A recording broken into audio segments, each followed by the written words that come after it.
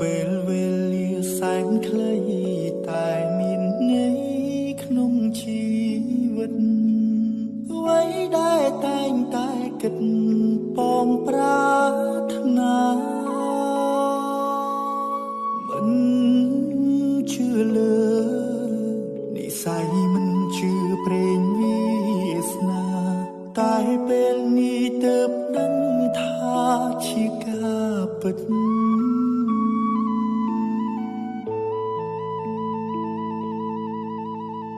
ឆាងជីវិតមានន័យព្រោះតែស្រីម្នាក់បងត្រូវជប់ជុំពេញក្តីស្នេហាដកចិត្តមិនរួចព្រោះតែដួងកែវនេត្រាអូនជាទេពធីតាក្នុងសូបិន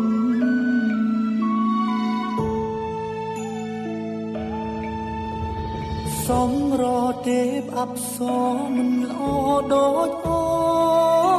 នឡើយស្នាមញញឹមត្រានត្រើយឲ្យរៀមលំ